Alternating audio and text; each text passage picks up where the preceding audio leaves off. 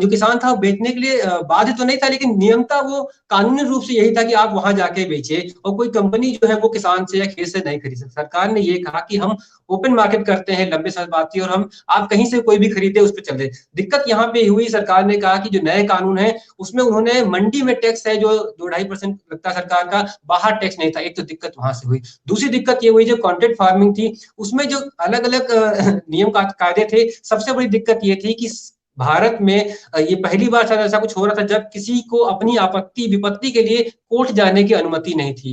उन्होंने कहा एसडीएम के पास ले जाएंगे। और किसानों का ये कहना था कि जब हम लेखपाल के सामने खड़े नहीं हो पाते हैं, उनके सामने हम नहीं, तो हम एसडीएम के साथ क्या लड़ेंगे। यह है। तीसरा जो कानून था जो कि एसेंशियल कमोडिटी एक्ट यानी कि आवश्यक पशु अधिनियम है, उसमें जो बदलाव की, वो 65 साल पुराना कानून है, थोड़े से बदलाव उसमें आवश्यक होंगे, जरूर होने भी चाहिए होंगे, लेकिन उसमें जिस तरह से किए गए उसमें ये लगा कि जो है जो बड़े कॉर्पोरेट्स आएंगे, सरकार ने कहा कि वो बड़े बड़े इंफ्रास्ट्रक्चर बनाएंगे, वहां पे चीजों को सड़ने से बचाएंगे, लेकिन जो किसान है, जो जानकार है, वो ये कह रहे हैं कि इससे जो है एक व्यक्ति के पास बहुत बड़ी क्षमता आ जाएगी स्टोरेज करने की। हो सकता है कि वो अपनी मोनोपोली चलाए और चीजों को अपने हिसाब से लेके जाए। तो ये जो है 3-4 चीजें थे जिनपे किसानों को मौलिक दिक्कतें हैं, उनको लेकर बात चली। अभी कोई कई सारे सवाल है देवेंद्र, जो मेरे साथी इस पूरे शो को चला रहे हैं, मैं कहूंगा कि वो कुछ सवाल है उनको दिखा दें जो मैं सर से पूछ लूं। इस बीच में हमारे एक ट्विटर पे एक साथी ने सवाल पूछा था, जो सचिन पांडे जी हैं, आपके लिए था सर वो, कि एमएसपी हर राज्य में कास्ट के हिसाब से डिक्लेयर होनी चाहिए, उसके बाद उसे वैधानिक दर्जा मिलना चाहिए। ऐसा करने पे क्रॉप डाइवर्सिफिकेशन जो है वो बढ़ेगा। लगातार एमएसपी की गारंटी की मांग भी चल रही है, और सचिन भी कुछ ऐसा कह रहे हैं कि अलग अलग राज्यों के हिसाब से क्या एमएसपी हो, एक एमएसपी ना हो।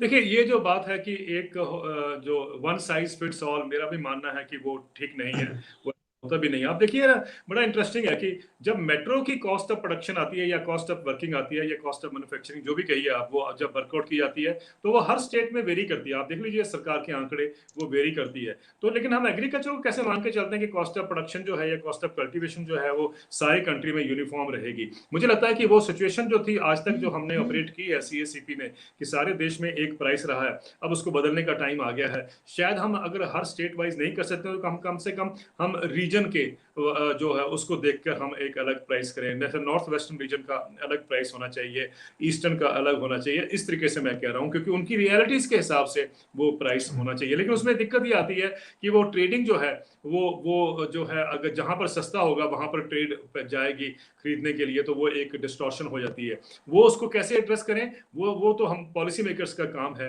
लेकिन ये समझना जरूरी है कि भाई आफ्टर ऑल ये यूनिफॉर्मिटी जो है सारे देश में, वो शायद बदलने का टाइम आ गया है। एक बात तो ये है। दूसरी बात तो आपने पहले उसमें कही है कि भाई हम ये मान के चलते हैं कि क्रॉप डाइवर्सिफिकेशन होनी बहुत जरूरी है। देखिए, ये भी एक बड़ा इंटरेस्टिंग है।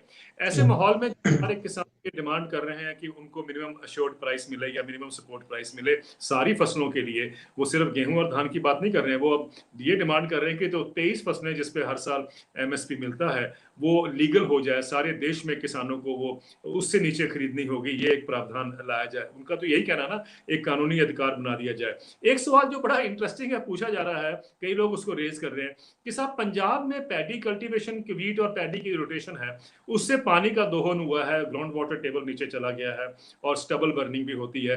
तो ये न्यू लॉज की इसलिए जरूरत है क्योंकि इस चीज को डाइवर्सिफाई करने की जरूरत है। ये बड़ा इंटरेस्टिंग सवाल है। आप मुझे बताइए, जो लोग ये सवाल पूछते हैं, क्या वो नहीं जानते कि कॉर्पोरेट्स क्या आपका एग्रोइकोलॉजिकल सिस्टम ठीक करने आए हैं? क्या कॉर्पोरेट्स आपके यहाँ पर जो आप एनवायरमेंटल क्राइसिस है उसको एड्रेस करने के लिए आ रहे हैं? ये मुझे समझ नहीं आता कि पढ़े लिखे लोग जब ऐसा सवाल पूछते हैं तो मैं क्या कहूं उनके बुद्धिजीवी होने के ऊपर। ये इसलिए भी मैं कह रहा हूं क्योंकि आप देखिए कि दुनिया में जहां कॉर्पोरेट्स गए हैं एग्रीकल्चर में, वहां तो तबाही ही हुई है। आप अर्जेंटीना देख लीजिए, आप ब्राजील देख लीजिए, आप अमेरिका देख लीजिए, आप यूरोप देख लीजिए। इन सब कंट्रीज में, जैसा कि एक रिपोर्ट आई थी, दुनिया की सबसे बड़ा एक प्रयास हुआ था जिसको कहते हैं IAASTD। अगर आपके पास, अगर आपने कभी नाम नहीं सुना है तो गूगल कर लीजिए अभी आप जहां बैठे हैं, IAASTD। ये एक दुनिया के 400-500 जो साइंटिस्ट है उनको बुलाया गया था वर्ल्ड बैंक और यूनाइटेड नेशन द्वारा, और उनकी एक स्टडी आई थी। उसने ये कहा था कि business as usual is not the way forward. ये जो इंटेंसिव एग्रीकल्चर है ये आगे का फ्यूचर नहीं है। उनकी रिकमेंडेशन थी कि हम कैसे नॉन केमिकल एग्रीकल्चर की तरफ जाएं, और उसमें इंडिया भी सिग्नेटरी है। लेकिन जब आप कॉर्पोरेट्स को लेके आते हैं, वो तो नॉन केमिकल एग्रीकल्चर के लिए नहीं आ रहे हैं। वो तो अपना प्रॉफिट बढ़ाने के लिए आ रहे हैं। तो ये आप कैसे मान के चलते हैं कि पंजाब का जो प्रॉब्लम है वो कॉर्पोरेट्स आके एड्रेस करेंगे? मैं तो इस छोटी बुद्धि जो सोच है, छोटी सोच है, उसके ऊपर मैं सोचता हूँ कि क्या कमाल हो गया इस देश के अगर जो पॉलिसी मेकर्स या इकोनॉमिस्ट या जाने माने पढ़े लिखे लोग भी अगर ये सवाल करते हैं तो बहुत दुख होता है। देखिए, पंजाब का सोल्यूशन भी जो है वो बेसिकली जुड़ा हुआ है एमएसपी से, यानी अगर लीगल हो जाए एमएसपी सब फसलों पे।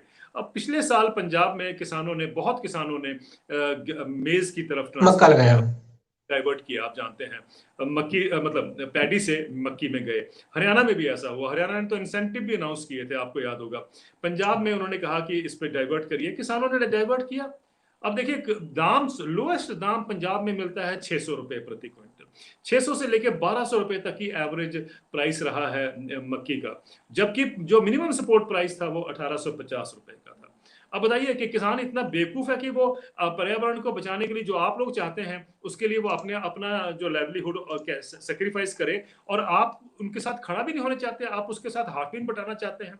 कहने का मतलब ये है कि क्यों ना, जो अगर किसानों को आप मानेंगे कि अगर उनको 1850 रुपए दाम मिलता अश्योर्ड, जैसा रोबस्ट सिस्टम पैडी और वीट के लिए है, अगर वैसा ही सरकार ने मेज के लिए क्रिएट कर दिया होता, तो आप मेरे से ये लिखवा लीजिए कि पंजाब का किसान समझता है कि पैडी कल्टीवेशन से क्या नुकसान हुआ, वो भी उससे हटना चाहता है, लेकिन एक वायबल ऑल्टरनेटिव नहीं है। अगर वो 23 फसलों के ऊपर आज हम ये इंश्योर कर दें कि उससे नीचे खरीद नहीं होगी, तो आप देखेंगे डाइवर्सिफिकेशन ऑटोमेटिकली हो जाएगी। किसान चाहेगा कि वो मिलेट्स में भी जाए, पल्सेस में भी जाए, मेज में भी जाए, जो भी ऑप्शन अवेलेबल है वो करना चाहेगा, क्योंकि उसको, जैसे मैंने पहले कहा, कि एक आजादी जो है किसान को कि भाई उसके दाम कम नहीं होंगे, जब वो हो जाएगी या उसकी इनकम कम नहीं होगी, जिस दिन वो मिल जाएगी तो वो अपना ऑप्शन उसको देखना चाहेगा, उस ऑप्शन को ट्राई करना चाहेगा। तो सोल्यूशन तो यहाँ पर है। हम ये मान के चलते हैं कि 3 लॉ आ जाएंगे तो पंजाब का प्रॉब्लम एड्रेस हो जाएगा। मुझे लगता है कि ऐसे जो जानबूझकर हम नैरेटिव बनाते हैं उससे हमें बचना चाहिए, और किसानों को भी ये समझना चाहिए कि उनका हित किस बात में है।